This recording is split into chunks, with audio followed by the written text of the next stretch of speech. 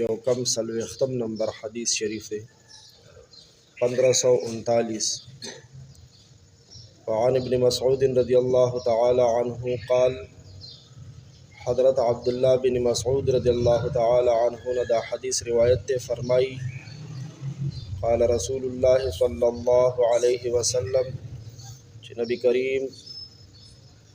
صلی اللہ علیہ وسلم ارشاد فرمائے لے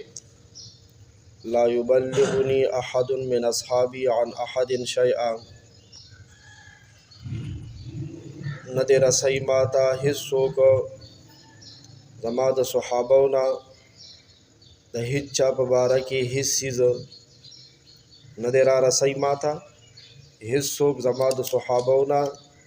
د هیچ چا په باره کې هیڅ څیز یو بل په سر باندې ماته خبرې مه راوړئ. نبی علیہ السلام صحابه منی که چې د یو بل په سر باندې ماله خبرې مه راوړئ. فإني أحب أن أخرج إليكم زما دا خبره خوښه ده چې زه ستاسو خواته راوځم د خپل کور نه راشم ستاسو منځ ته راشم وأنا سلیم الصدر او چې زما زړه تاسو ته سپین وي. ظاهره خبره ده چې څوک د چا په سر ورته چاته شیطاني وکړي نو د شیطانۍ سره دا زړه څه کېږي بیا خیرن شي دې ته بیا د هغه په هکله خفګان رسېږي بیا او زړه د غوښې دی زړه د غوښې دی نو ګوره چې د پیغمبر زړه د خبرې نه د شیطانۍ نه څه کېږي متاثره کېږي که نه نو مونږ او تاسو خو ډېر کمزوري یو ډېر کمزوري د پیغمبر د خپو خاورو ته د خاورو ته هم نه رسو و د یو بل په سر باندې شیطانۍ منع دی. رواه ابو داود و ترمذی دا حدیث امام ابو داود او امام ترمذی رحمهم الله نقل کړی دی. د دې په شرحه کې عالمانو لیکلي دي لا یبلغنی احد من اصحابی زما صحابه دي زما د صحابو په باره کې هیڅ خبره ماته نه را رسوي ماته زما د صحابو په باره کې هیڅ خبره مه را رسوئ. مطلب دا دی چې داسې قسمه خبره چا زما ناخوښئ او داسې قسمه خبره چې د هغه خبرې نقصان همدغه کس ته وي. یو خو ګوره داسې خبره ده که نه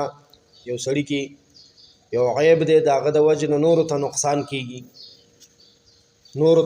کېږي خو مونږ ویلو چې د هغه د نقصان نه به خلک خبرې خو یو عیب دی یو کس کې او هغه بس هم د هغه د ذات سره تعلق لري نو مونږ څه وایو ذاتي معاملات که نه ذاتي معاملات چا ذات لټول ذاتي معاملات د تعلیم یافته ورته پرایویسي وایي د چا پرایویسي به نه لټئ د چا ذاتي عیبونه هغه ماته مه را رسوئ ځکه چې زه دا غواړم چې زه تاسو له راشم او زما زړه سپین وي ټولو ته. اوس رښتیا وایه دې ډله کې یو کس درته د یو کس په سر باندې د هغه عیبونه بیان کړه دا فلانې خو داسې کوي منظم کوي او داسې کوي لا درس کې هم ناست وي او داسې کار کوي نو ستا به ترې نه اړه څه شي اړه به ترې نه خفه شي چې پوه نه بس پرېږدئ هر کس خپل ګمان ته پرېږدئ چې د چا په چا څنګه څه دی ګمان دی. او خصوصا بیا د پیغمبر علیه الصلاة والسلام خو په خپلو ټولو شاګردانو باندې ښکلی ګمان وکړ ګوره چې انسان څنګه وي هغه شانتې ورته جهان هم ښکاري خلک هم ښکاري که نو نبی علیہ الصلوۃ والسلام ته ټول ښه سوچه ښکاري او یو کس راشي او د بل کس په سر ورته شیطانۍ وکړي نو خامخا اړه د غوښې دی د نبی علیہ الصلوۃ والسلام زړه به د هغه نه څه شي واوړي موړ به شي خفه به شي زړه. مونږ او تاسو هم داسې کول نه دي پکار ښه چې مونږ د یو بل په سر باندې شیطانۍ د جومات استاذ ته وکړو یا د محلې مشر ته وکړو یا د کور مشر ته وکړو داسې کول نه دي پکار ځان به ساتو انشاءالله شیطانۍ نه کوي. او بله د حدیث نه دا خبره معلومه شوه چې څومره حده کېدی شي که نه د خلکو غلطۍ معاف کول پکار دا ولې دې سره د مسلمانانو اجتماعي سلامتي او د اجتماعي قوت هغه مضبوطیږي. که داسې بس د یو عیب په وجه باندې یو کس چوټي کې نو بې عیبه څوک شته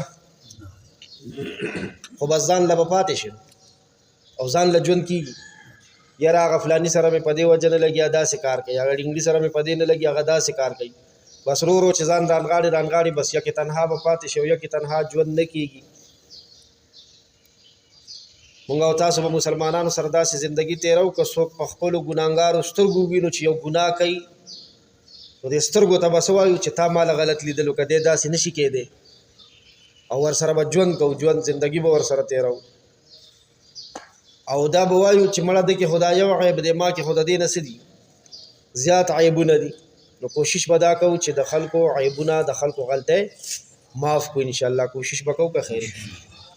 علامه نووي رحمت الله علیه د دې حدیث نه دا استدلال کړی دا دلیل یې ته نیولی دی چې بې ضرورته د خلکو ناخوښې خبرې واکدارانو ته رسول نه دي پکار.